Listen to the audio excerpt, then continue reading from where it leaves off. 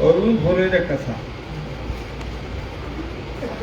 और दीक्षा के बारे में भी कहा गया है कि दीप ज्ञानम जदोदात कुरियात पापुम थयो तो सादीक्षित प्रोक्ता सत्तंत्र शंका। और बाबा है दीपावली के अवसर पर दीपावली सजाए श्री प्रभु हमारी करीब से बड़ा। तो व्यक्ति प्रभु को, परमात्मा को, गुरु को वरण करता है, यह यथेष्ट है। आप आत्म स्थिति में प्रतिष्ठित हो जाएंगे, आपका जीवन उज्जवल हो जाएगा, प्रकाशित हो जाएगा। कहते पहले मनुष्य को जो शरीर है, जो इंद्रियों से संचालित हो रहा है, जब मनुष्य का मन इंद्रियों से संचालित होकर के बाह्य जगत में चला जाता है तो उसमें जड़ता आ जाती है। जड़ता ही अंधकार है। तो बाह्य जगत में भटकने वाले मन को अंतर जगत में अहम तत्व में ले आना पड़ता है। दीप ज्ञानम जो बताए, यच्छेद वांग मनसी प्राज्ञ, बुद्धिमान व्यक्ति का काम है जो इंद्रियों से परिचालित होकर के मन बाह्य जगत में जाता है, उसको अंतर जगत में अहम तत्व में ले आना है। तत्क्षेत्र ज्ञान आत्मा नहीं, उसको ज्ञान में ले जाना पड़ता है। ज्ञानम आत्मानी महत्ति नियच्छेद तत् से शांत शांत आत्मा। जब अहम तत्व को महत तत्व में ले जाएंगे और महत तत्व को परम तत्व में मिला देंगे, यही है जीवन की सार्थकता। ये दीपावली है। प्रकृति ने जो दिन और रात बनाया है, हम लोग सूरज की पूजा तो करते हैं। वेद में सूरज का महत्व है, हमारे यहाँ भी महत्व है, सब कुछ है। लेकिन एक बात याद रखिएगा, सूरज एक तरफा ही प्रकाश देता है। अभी प्रकाश यहाँ है, लेकिन अमेरिका में अंधकार है। अभी अमेरिका से आए था फोन, वहाँ भी 3 घंटे का कीर्तन हो गया। वहाँ भी न्यूयॉर्क में 3 घंटे का कीर्तन आज हुआ है। अभी हम लोग कर रहे हैं। यहाँ दिन है और वहाँ रात है।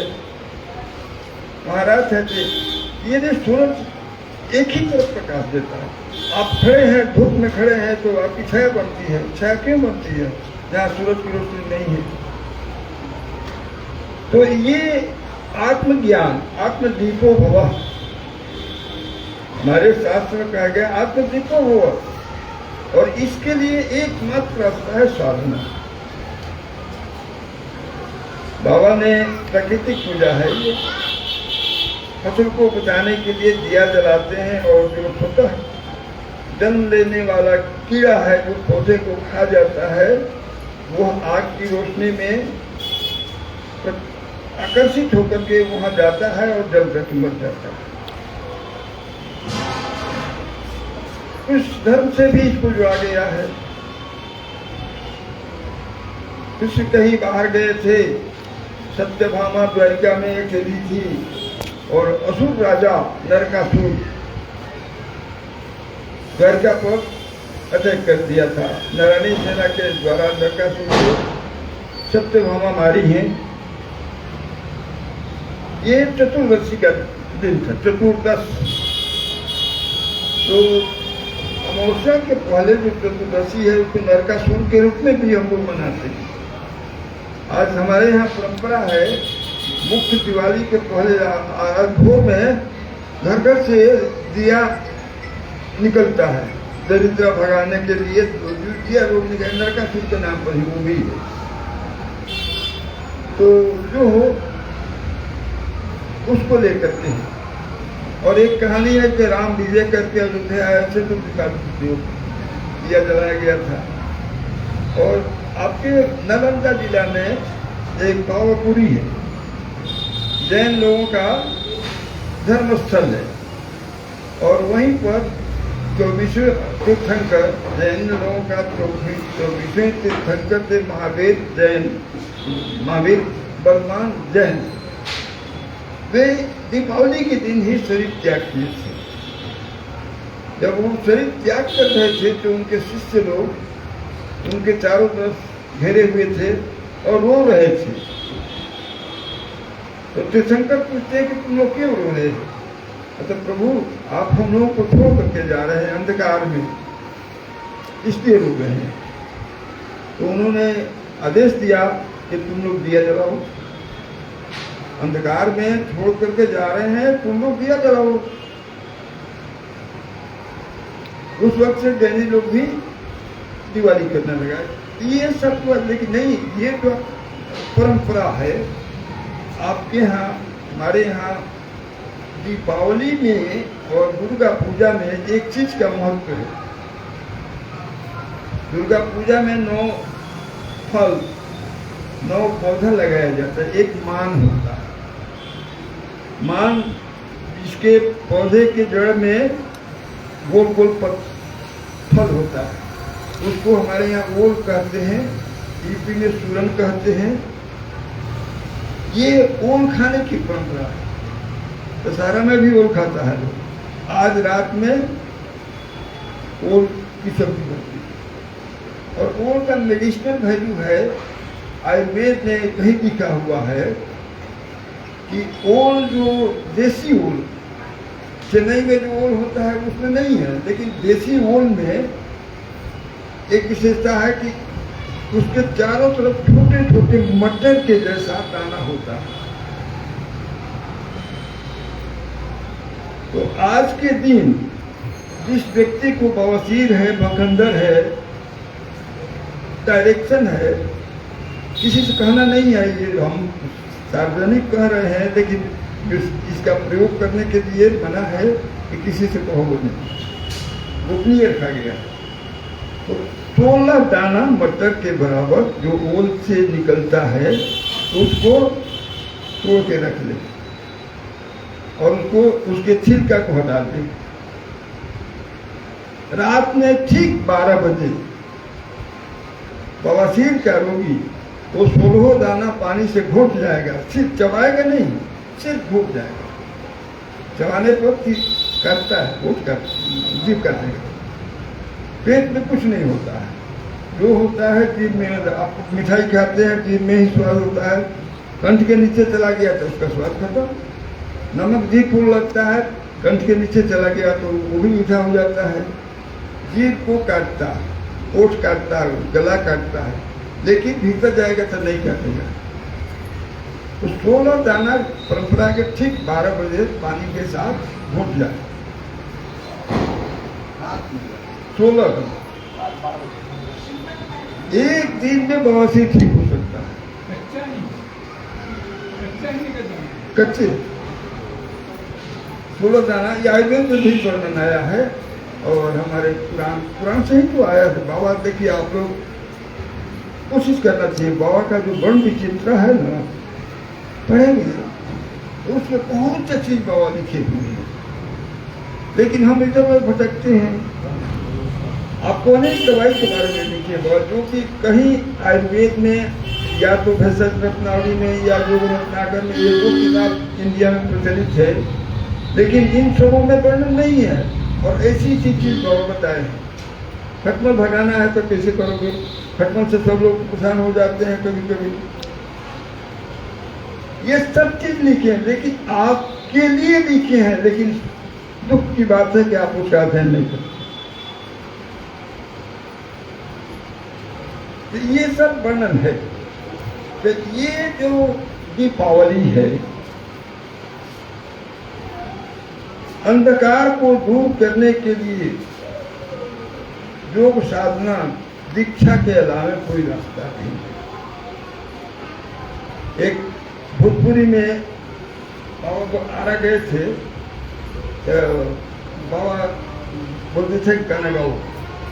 एक मार्गी थे दामोदर चौधरी, गायक थे, बोले रहिया रात बा अनहरिया बाबा, रहिया भुलाई पर। बाबा बड़ी खुशी है, बहुत बढ़िया भैया। और दीक्षा में भी यही है, दीप ज्ञानम जुदोलत्यात्पुर्यात् पापम क्षय। पाप क्या है? अंधकार। पाप करने से नरक होता है।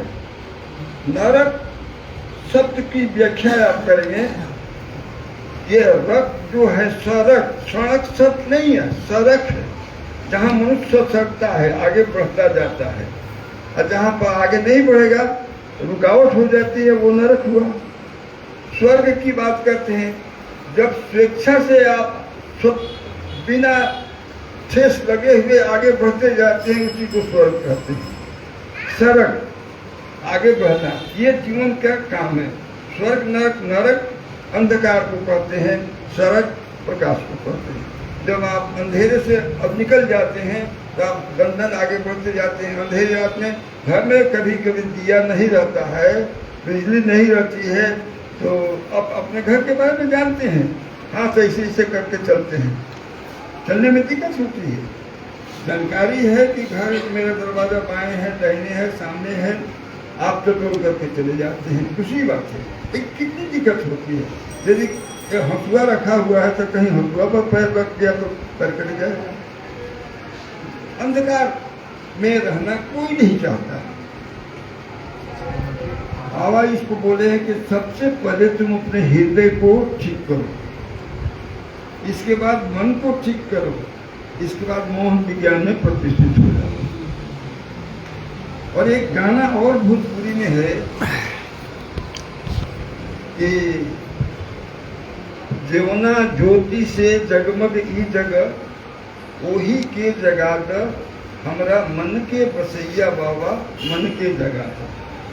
जन्म जन्म के पैठल काई, काटी के डगर बना द, हमरा मन के बसैया बाबा, मन के जगाद।